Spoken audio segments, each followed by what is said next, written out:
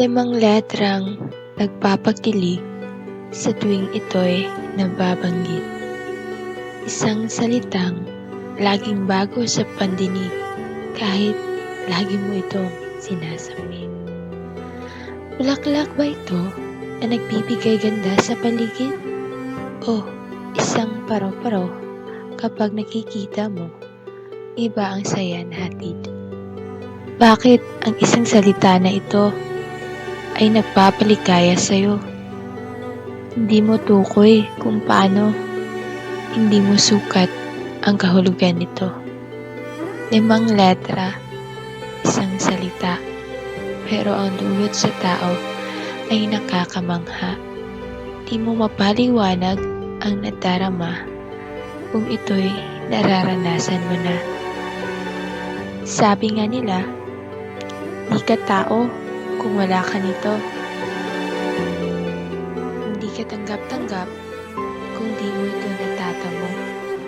At hindi ka panipaniwala kung di mo alam ang salita nito. Alam mo ba kung anong salita ang tinutukoy ko?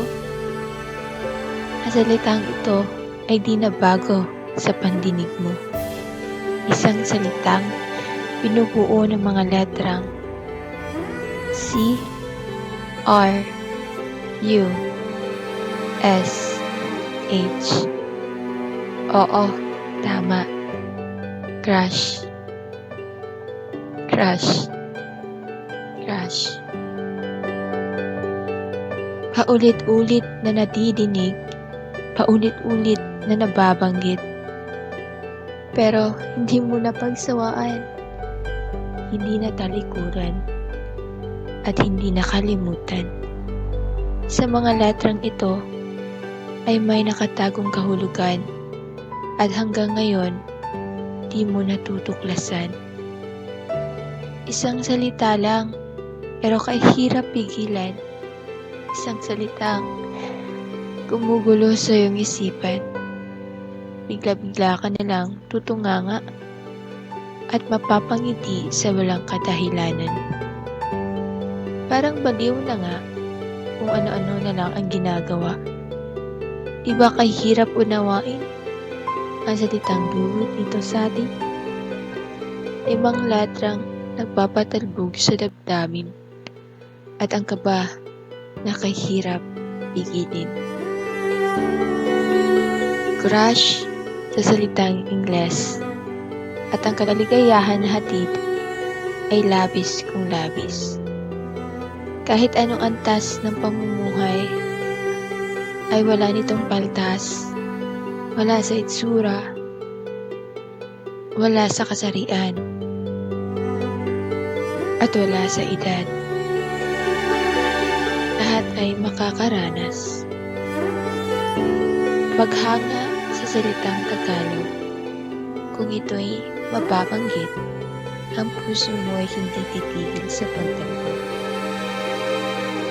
Ngunit nakakagaan sa puso kung ito'y mararamdaman. Pero para kang engot. Sa cellphone laging hinahanap at inaabangan. Diba? Nakakatawa isipin? Nakakaloka damdamin. Sa tuwing sasapit ang gabi, di ka mapakali. Dahil sa panaginip mo, bibisita siya muli. At papangarapin mo, di muna o umaga, para mas makapiling mo siya ng sobra-sobra. Pero, pwede bang huminto ka kahit saglit? Papahingayin lang ang utak sa kakaisip. Ngunit, kung hindi ka papipigil, hala, sige. Huwag mo lang akong iwan sa bandang huli. At baka ang puso'y masaktan at luluha muli. 5 letra, isang salita. Sana hayaan mo akong makita ka at maging masaya.